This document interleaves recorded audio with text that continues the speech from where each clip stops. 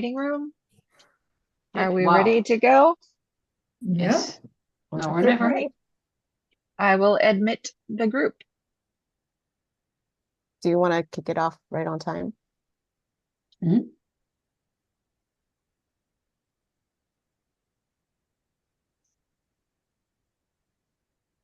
I would say just welcome as we let a few people join and give 2-3 minutes. It's fair. Perfect.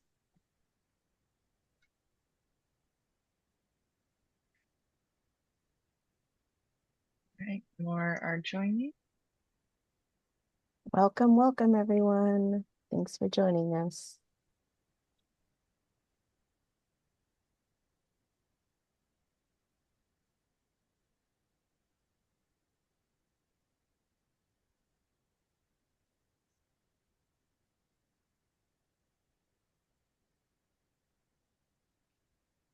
Hello. Hi, everyone. Good morning, good afternoon, maybe good evening. Go ahead and probably start this in 2 minutes to make sure everyone can hop on. Hello, good morning. Morning. Good morning.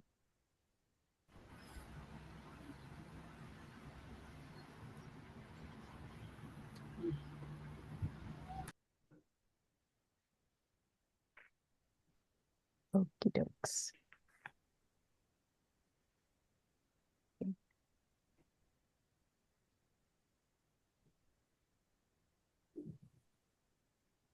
All right. Hi, everyone. Warm welcome. I think I'll probably kick this off in about a minute.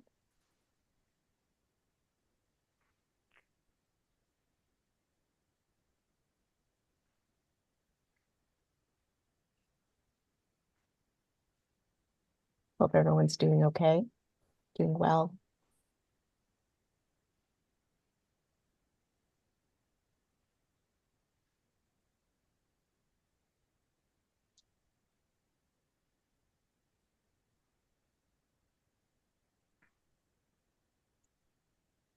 Greetings, Anita. Okay, so just with respect to time, I'm going to go ahead and get this started. Hi, everyone, and welcome. We're so glad you're here today for session 1 of the U.S. Women in Coffee webinar series, Exploring New Origins. I'm Kim Cosgrove, and it's truly a pleasure to kick things off with you.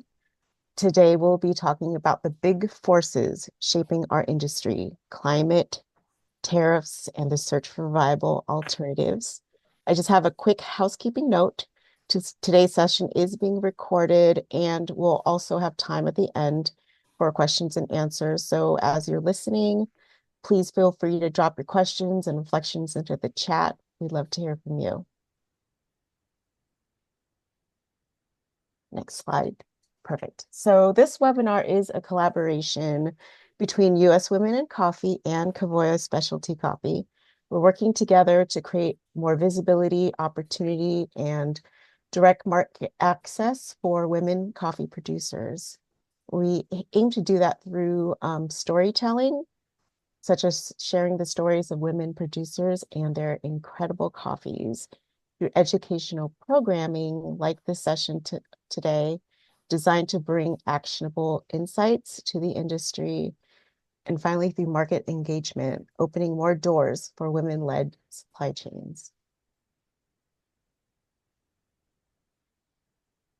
So this isn't a shared mission, I'd say it's a shared moment, and we'd love for you to be a part of shaping it. So your feedback matters, and it'll help guide the webinars and resources we'll create in the months ahead. And together we can make sure women across coffee's value chain have the recognition, platform, and support that they truly deserve. And without further ado, it's my pleasure to have join us today 2 incredible voices in the industry: Phyllis Johnson of BD Imports and the Coffee Coalition for Racial Equity, and Mark Inman from Covoya Coffee. They'll bring their insights and lived experiences to the table, and I know it's going to spark some great discussions. So with that, let's get started. Mark, I'm going to hand it over to you. Thank you, Kim. Welcome, everyone. Thanks for joining the first in a series of these talks with the U.S. Women in Coffee. My side is going to be talking about the state of the industry on the roasting side and the main challenges that we're facing today. This reminds me of a story that stuck with me a long time ago from the buyer for Peet's Coffee, Phil Maloney, who would talk about sourcing coffee out of Papua New Guinea and needing it at a certain time period, and he would get information, oh, there was a mudslide, the truck's delayed, coffee's going to be delayed, and there's always a mudslide. And Phil would use the term, what's your mudslide? What is it that you're dealing with that's getting in the way of your business running smoothly? And I could say that our industry is always fraught with these mudslides. And the main ones today would be climate variability, which you're seeing definitely in the case of Brazil right now with the drought, the extended drought causing the spike in the market. You saw this drought in Vietnam, which also caused this spike in the Robusta market. Of course, we have tariffs that are illogical and random and nonsensical, but nevertheless, we are dealing with them. Political instability, this is playing, luckily far less of a role at this point in time, but nevertheless is something that is always ever present in coffee. And then, of course, rising costs, which we have been dealing with on what seems to be an accelerated rate over the past couple of years here. But this is nothing new. If you look back, and Hurricane Mitch in 1998 caused significant rise in the market and a shortage in coffee in Central America. You had the embargo in Nicaragua in the early 1980s. You had the coffee market hitting as low as 44.7 cents in 2001. East Timor's independence, the list goes on and on. There's always a mudslide. And within those mudslides, there are both opportunities and there are challenges that each one of us face. The next slide. Okay, so we put out a survey and we heard back from you on the pressing issues that you wanted us to discuss in priority. And the two main ones, I think you could hit the next slide for the highlights: navigating tariffs and trade disruptions and improving roaster margins and efficiency, which are the two topics that we're going to be talking about today. I'll be focusing on the roaster margins and efficiency. I encourage you to put any questions forward. I'm not necessarily saying I'm an expert on each one of these questions. That's why we have Mike Ebert to mop up the messes that I can't clean up here, who will also be helping with some of the questions. Next slide there. So improving roaster margins and efficiencies. The main challenges that roasters always face, this is nothing new, are high prices and the rising cost of inventory, cash flow and financing limitations, local competition and market saturation, which seems to be accelerated these days, and lower margin and revenue losses. All of these have very solid strategies to get around, and any business, if they tackle these strategies, should be able to thrive in these markets, regardless of where you're sitting. Next slide here. So some of these strategies are, let's talk about cost control tactics. I think that this is probably the main issue that most roasters bring up when they talk about how to become more profitable as a company. And it's the one area that I also think a lot of significant mistakes are made. I think that there are two main ways to control your cost of your company. One is it's the overall grade of coffee you're buying. Do you necessarily need the grade that you're using or that you think you need for the various products that you're creating? It's easy in the specialty industry to think the best Colombian, the best Brazil, and the best Guat is going to make the best overall blend.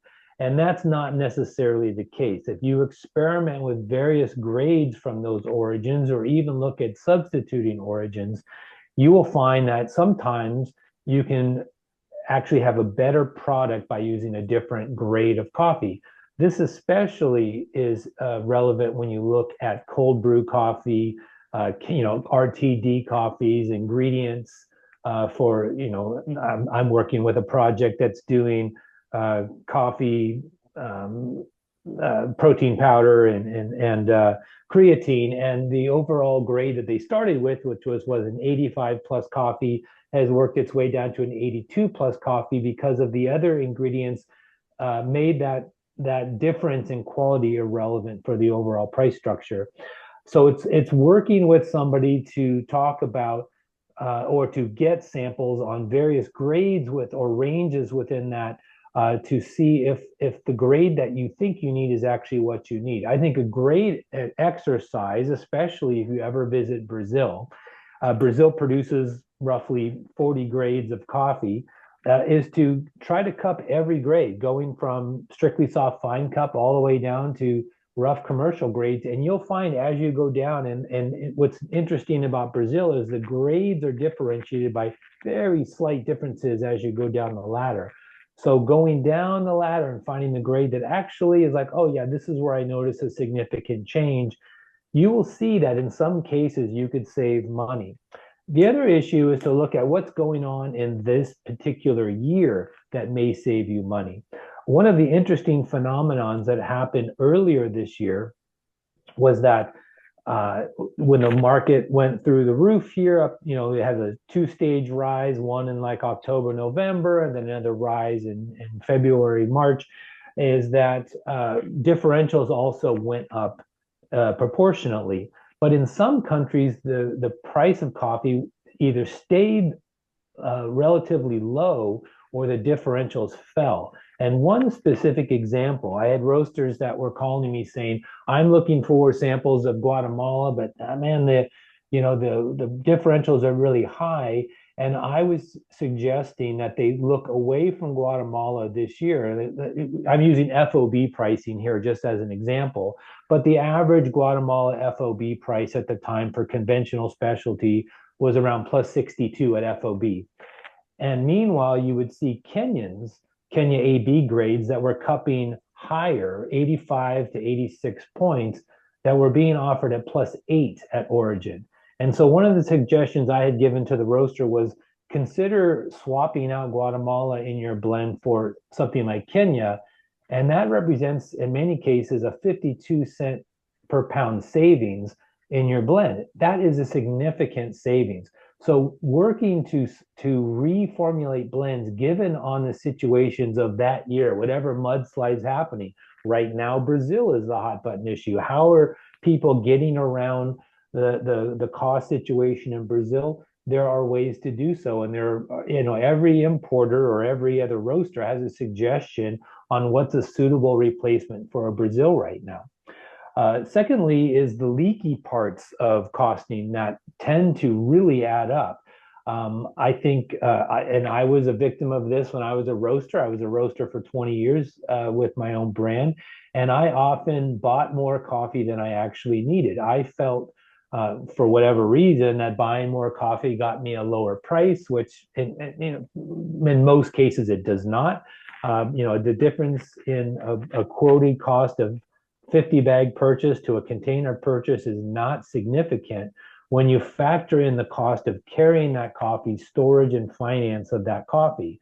And for example, of how high these costs can get, storage and financing by any import company and if you think about it, an import company is buying the coffee on your behalf, they're holding that coffee on your behalf, and they're doling it out to you as you need it, and you're only paying for what you release. So there's a cost of doing that business, and that importer is charging you to finance your coffee and store your coffee. And right now, roughly the prices across the board are between 1.5 to 2% per pound per month. So if we look at a coffee that costs $5.50 a pound to you right now, that is roughly 9.5 cents per pound per month is being charged to you for coffee. So if you bought coffee that you think you are going to use in 3 to 5 months, but you actually take 10 months, you could be adding an additional 50 cents per pound to the overall cost of that coffee.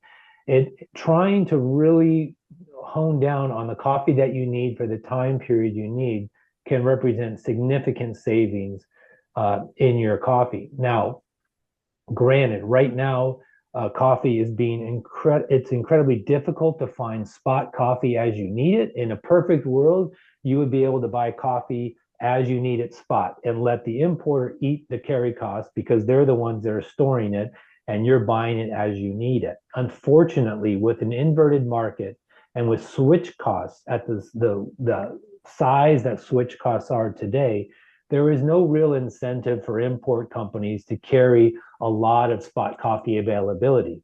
And why is that? Well, when you look at what we call switch costs, this is the cost of the December market, which we are in, going into the March market. That represents right now about 16-cent negative price.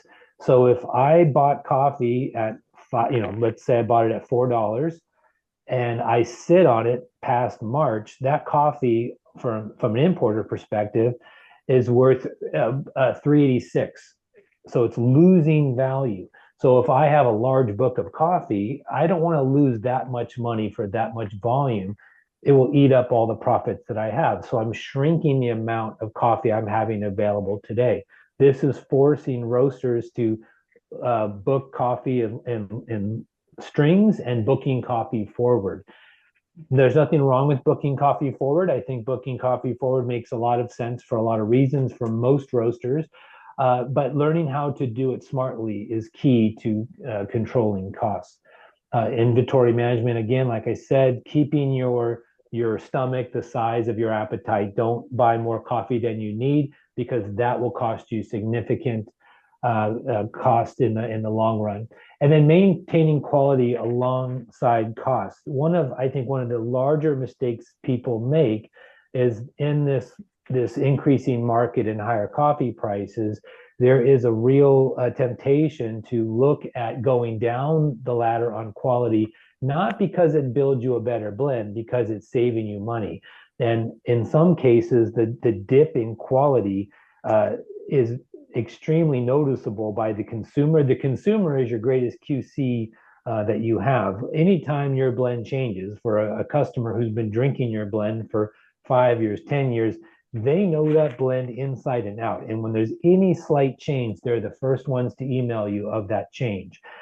In the spirit of trying to save money in buying lesser quality coffee or starting to get into past crops or undergrades and not using those coffees smartly, it could damage your reputation to the point it costs you more money to rebuild when the market conditions settle.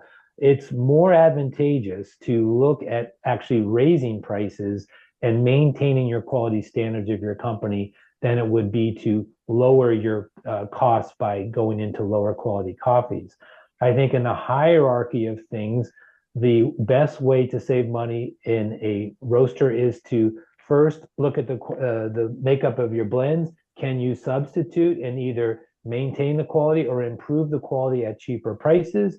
In this game of tariffs right now that is going on, to look at no cost tariffs, which would be Mexico right now, and then going into your lower cost countries, which are at 10%, and trying to avoid the 15% tariff, 19, 20, 50% tariffs that are out there, because those are significantly more expensive.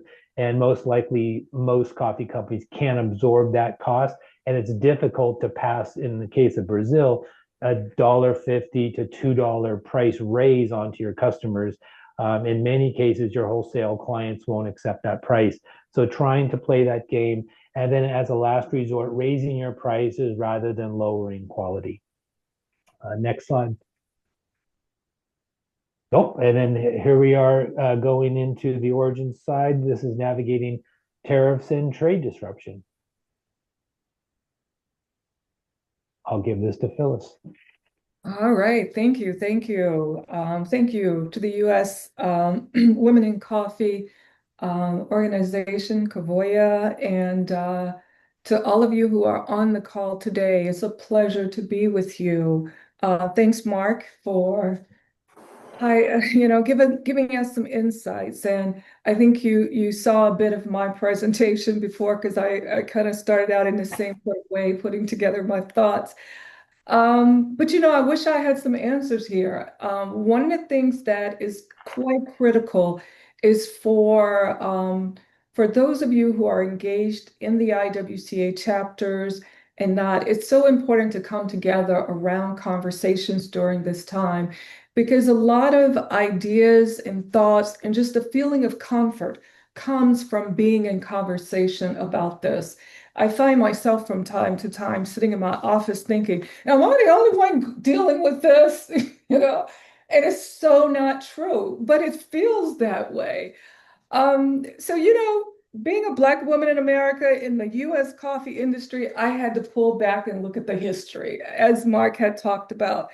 And ChatGPT outlines 6 to 7 major turbulent times in coffee. Because the thing about understanding times like this, and I promise I've been looking for the locust to come out, just where does it end, right? So if we look back from the 16 to 1700s, from coffee's arrival in Europe, it was troublesome. The 17 to 1800s, there was colonization and enslavement. There was a fragile supply chain, manufacturing system, production system. There was the Haitian slavery revolt. In the 1930s, there was the Great Depression. My mother grew up during the Depression, and she would tell me about the time where they would brew coffee, then they'd have to take the coffee and lay it out in the sun in order to let it dry and use it again. Coffee was in such small supply. In the consuming countries like America at that time, they pulled back from the purchase of coffee. So a lot of the producing countries suffered. From 1914 to 1945, the World Wars I and II, the fear that the culture of coffee was permanently going to shift in the United States. There was rationing, chicory was added. From 1962 to 1989, it was the Cold War and the International Coffee Agreement. A lot of my friends from Brazil talk about this. Millions of smallholder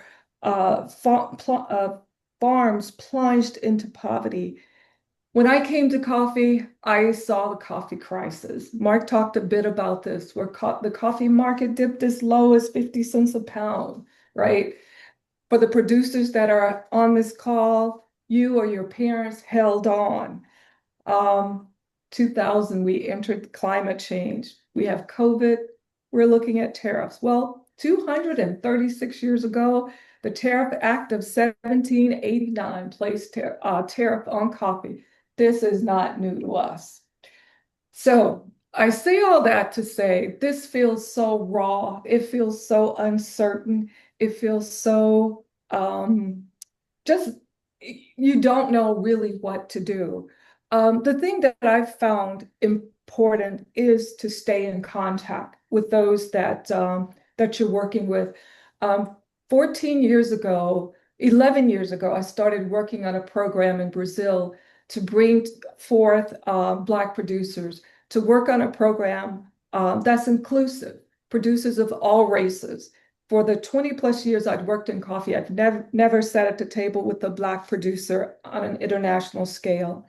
Understanding the history of coffee in Brazil, it was important to me to have an inclusive supply chain. So for 11 years, we've built this program.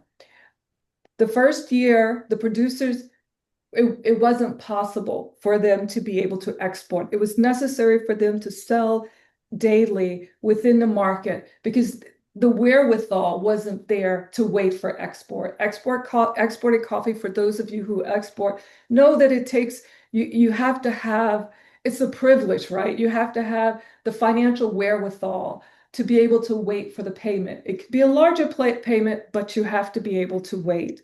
Wait until the coffee ships, wait until the documents are there in order to be paid. After 5 years, the first family was able to do that. And in 2020, we imported the first container from Brazil, primarily from Black producers. Since then, we built that program. We've worked with many other producers to satisfy our needs there, to satisfy our client needs. And we've seen progression. We've seen investment in more land, investment in more equipment, coming up of the next generation, contest winning. You name it, they've done it. They've done it, right? All the ideas that I had in this work came about because of the work through the International Women's Coffee Alliance and Women in Coffee. So sitting here now today, and you think about all the challenges that we faced through COVID, the logistical challenges, all of those things, and you think about, will this be it? Will this just be the straw that breaks the camel's back? I don't think it will. Mark said this earlier, and one of the things, I had the pleasure of sitting on the board of the NCA, National Coffee Association, for many years. And I remember sitting with the guys once, and we were talking about coffee, and someone said, you know, someone's bad time is someone else's good time. And that's really how you have to look at it. Look for the opportunities that will come about during this time.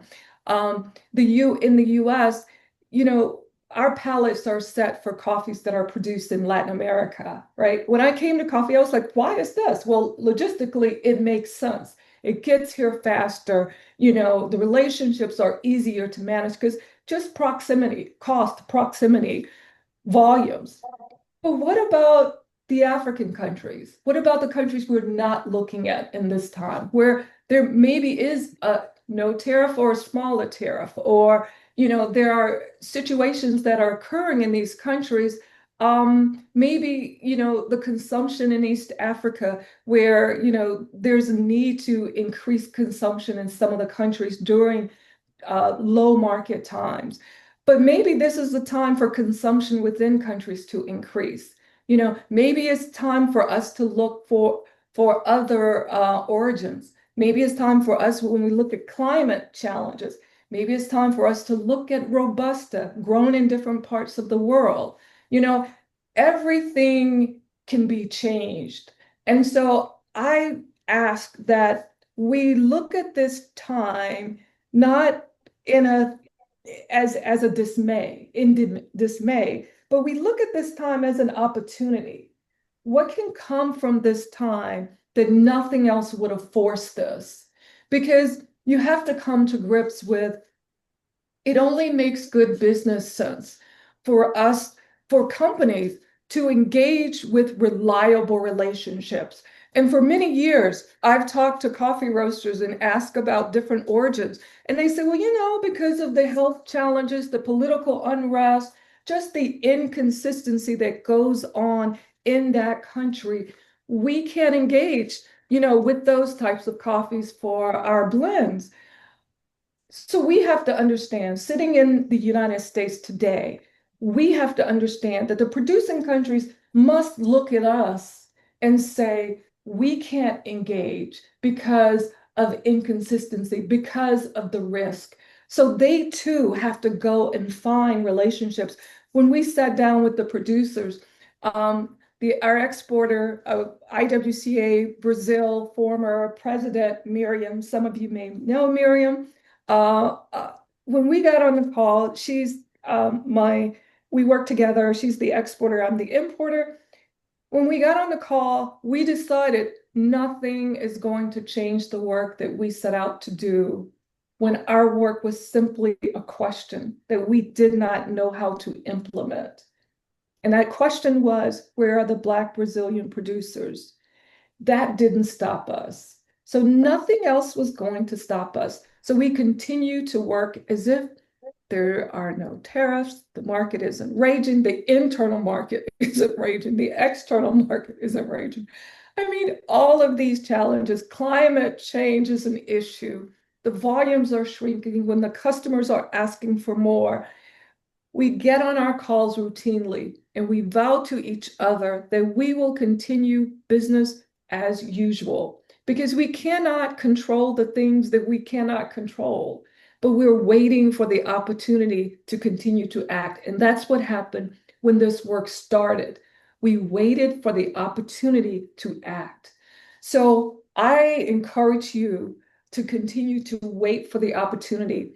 We later call the producers onto the calls, and the producers ask, should we sell to others considering what's going on? It's unfeasible. It doesn't make sense for roasters to buy coffee at a 50% tariff. It just doesn't.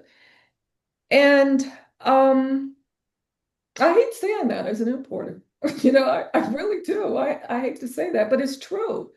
It's absolutely true. They asked if it would be okay for them to engage other buyers. And I said, yes, this is a great opportunity for you to not only start exporting to the US, but exporting to Asia, exporting to other countries. Because coffee, for those of you on the call, coffee started before you, and coffee will outlast you. It will outlast me. So I'm here only to carry the torch a little ways, as long and hard as it seems. I'm only here to carry the torch for as long as I can. I work with small producers, I work with small roasters. Climate change causes their volumes to decrease, not increase. So we're asking our buyers to pay more for maybe even coffee that might score a little bit less. Those are the kinds of relationships that I've nurtured for 20 plus years. And those are the kinds of relationships that I want to continue to nurture. So I guess, I wish I had some real answers for you, but I don't think any of us have answers. I think we have to continue to have hope and watch for the opportunities.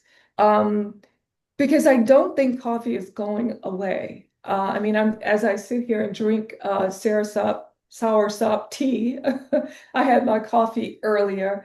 Coffee isn't going anyplace, and I just want each of us, those that are involved with the Women in Coffee work from the past and today, your voice is so important at the table. And we are experiencing a moment where there's a chance it's less likely that your voice might be at the table in the future. So pace the work, look out for your sisters, and make sure you show up whenever you can and continue to have the voice and carry the message forward. So I'm sorry, that's all I got. That's all I got. Thank you so much. All right, I think we're going to go into Q&A right now. If you do have questions, put those in the chat, and maybe, I guess if I could pull Kim back in to give us the questions, we'll be happy to answer. Cool. Yeah, I'm here. So before we get started with the Q&A, I wanted to first say thank you, Phyllis, and thank you, Mark, for just, orienting ourselves around such an important topic. I'm still digesting everything you've said, but I really appreciate your expertise and just your advice. So we're going to have our session 2 of the webinar, which is the tariffs and trade tensions. I know Phyllis is going to rejoin us, and then Rob Stephen from Covoya Specialty Coffee will also be a part of that discussion. And the date of the webinar is on October 7th. And the registration is just the same as we did for today's session. So I hope that you can join us again, and we're going to have a total of 4 sessions. So session 3 will be climate disruption and supply in the end of October, and then finally we'll wrap up this webinar series with pathways to viable alternatives in November on the 18th. So let's go ahead and kick off the question and answer part with Lansha Taylor and Renee Espinoza from US Women in Coffee, and Mike Ebert from Fire Dancer Coffee. Yes, thank you again to Phyllis and Mark. It was very insightful, and it's a great way to kick us off. So we did get a couple of questions so far. The first one, Mark, I think is going to be addressed to you. And they're pretty weighty, and I love these questions. First question, considering that the United States is not currently committed to the Paris Agreement, what concrete strategies do you suggest for coffee producing countries to address over the next 3 to 5 years? The impacts of climate change on sensory quality and traceability of coffee while maintaining competitiveness in the face of potential trade tariffs. Great question. So my thoughts on this are pretty simple. The United States, I mean, regardless of the Paris Agreement, the United States government has never displayed itself as a leader when it comes to climate or addressing climate change, and it hasn't displayed any leadership qualities when it has come to the rights of the people who produce the products globally. But it's important to know that the movements in the United States, like the organic movement, fair trade was mostly in Europe, but the organic movement, permaculture, agroecology, which is now regenerative, those were all grassroots movements created by farmers in the United States and by consumers who believe these topics are important. And I believe now more than ever that these issues are going to continue to remain grassroots grown and grassroots promoted. Keep in mind the USDA organic program only came into place because they saw a movement created over the course of 25 years that had grown to be a significant market player, and the government wanted to get involved. So the government wasn't a leader, they were a follower. The people were leaders. It's an actual person-driven movement. Donald Trump likes to tout the idea of the U.S. as the largest consuming country, and he uses U.S. consumers as pawns in this trade scheme that's going on. But that doesn't mean he's in control of U.S. consumers. We are in control of our own buying habits. And as I have spoken many times, the greatest vote you have is the vote of your dollar. And if you can vote for the world that you want to live in. I happen to believe strongly that organic agriculture and regenerative agriculture are viably important to not only the planet's health, but to farm workers' health, to consumers' health. And those are programs that are worth your support. I believe in the United States, if I was a coffee producer, I believe the importance right now is going to be on climate change, mitigating carbon release into the environment, and looking at low carbon farming or carbon neutral farming are areas that I would be wanting to put my efforts. And that can be organic certified. You'll see talks about this with the regenerative organic certification on the upcoming talks. But these can also be conventional carbon neutral ways of growing. But I would only do this type of investment with the support of a U.S. roaster partner who's willing to take that risk with you, who's willing to support you in that journey. I don't believe that producers should be in the role of taking excessive risks and speculating on what consumers want in markets. I think that there are plenty of roaster partners that are willing to be partners with you, to invest in these ideas, to spread the word and to grow movements with you. If you look at, when I got started in coffee in the late 80s, there were about 4 countries in the world that were producing certified organic coffee, and now just about every producing country in the world produces certified organic coffee. And that wasn't because of the U.S. government. It wasn't because of U.S. consumers. It was a partnership between producers and industry in the producing country and the consuming country. And I think that those partnerships make the best sense for us. Oh, thanks, Mark. Phyllis, this second question is for you. In the scenario of increasing climate vulnerability and commercial pressure on producing countries, how can we, as quality evaluators and value chain actors, strengthen the resilience of coffee growing communities, especially women and smallholder farmers, to ensure sustainability, inclusion, and fair access to international markets? Yeah, thank you for the question. That's a great question. When you have policies and leadership that is carrying the mantle for the work that you believe in, the work feels lighter. When there's a turn away from that, the work feels heavier. But that's partially because of how we see it, because the work is necessary to be done, whether there's policies and actions moving in that same direction. When policies and language will change, you still need to stay committed, even at the smallest level. If you are, organizing a cupping or whatever, place the burden upon yourself or the privilege upon yourself to ensure that you're including the women at the table, that you're including everybody at the table. I think about, I don't know, almost 20 years ago, I was in Ethiopia for their first auction. It was an auction that was put together by Willem Boot and a few other volunteers that have come together. And I remember looking around the lab and I just said, we were about to start cupping. This was my first time in Ethiopia.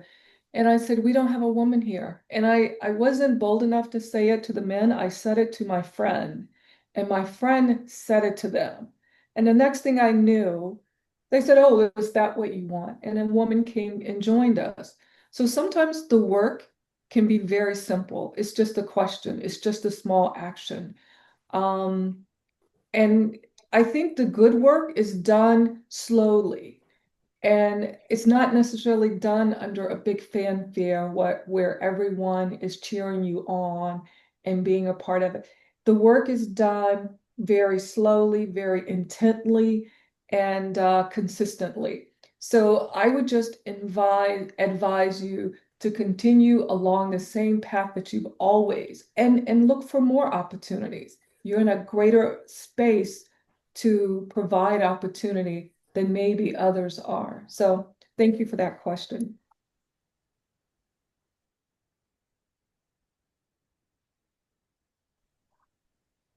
Can we have the slide back up that goes back to there you go.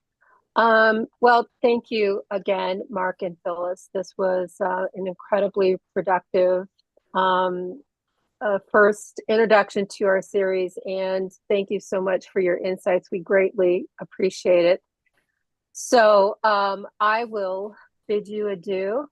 Thank you again. I'm going to actually bring in my partner in crime here, Lansha. Lansha, you have any parting words for us? All I have to say is thanks to everyone for participating. We've been on this journey for a very long time, and it still is a long journey. So Phyllis and Mark, thanks very much for starting us off, and to the team that we have around us that helped put this together. I mean, the ladies are phenomenal. So thanks to everyone for doing that, and thanks for all the participants that took the time to engage. So looking forward to our next one, and go to our website and go to the Covoya website if you want additional information, please, and stay engaged and get involved, as Phyllis says. That's the best way to do it. Agreed. And I also want to mention we do have a LinkedIn group in case, after having a little moment to reflect on the conversation today, to continue on that conversation over in LinkedIn as well. So again, thank you everyone, and have a wonderful day. We'll see you next session.